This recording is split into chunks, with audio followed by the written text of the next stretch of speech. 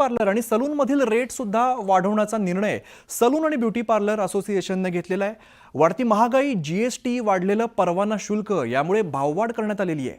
Salon आणि beauty पार्लरच्या दरात किमान 20 ते 30% भाववाढ झालेली आहे। राज्यातील ग्रामीण आणि शहरी भागात देण्यात येणाऱ्या सुविधांवरती दरवाढीचा निर्णय घेण्यात आलाय, असं असोसिएशननं सांगितलेलं आहे। 20 ते 30% दरवाढ आम्ही केलेली आहे। ही दरवाढ करत असताना आम्ही बेसिक गोष्टींवरती 20% दरवाढ केलेली आहे। म्हणजे ज्या विभागामध्ये, महाराष्ट्रातील ज्या राज्यामध्ये, शहरांमध्ये जो दर आता घेत असतील तर त्याच्यावरती 20% त्यांना वाढवायचं आहे। ते सुद्धा आम्ही ती नुसती दरवाढ न करता आम्ही प्रत्येक मुंबईतल्या, महाराष्ट्रातल्या प्रत्येक जिल्ह्यामध्ये मीटिंग घेऊन ती दरवाढ कशी करावी आणि त्याच्यानंतर काय प्रिकॉशन्स घ्यावे, कशा पद्धतीने तुम्ही काम करावं, नुसती दरवाढ करायची नाहीये, तर तुम्हाला हायजिनिकली काम करायचं आहे। हे आम्ही आमच्या सलून कारागिरांना, सलून व्यावसायिकांना सांगतोय।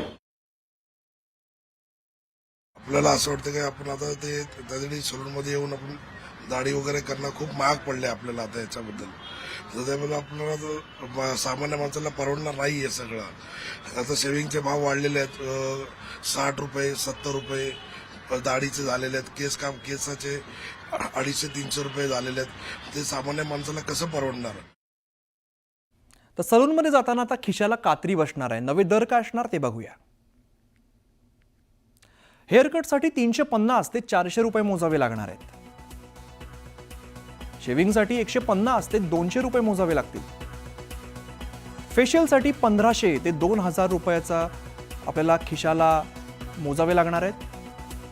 तर मेडिक्युअर आणि पेडिक्युअरसाठी 500 ते 700 रुपये लागणार आहेत। क्लीनअपसाठी 400 ते 500 रुपये मोजावे लागतील।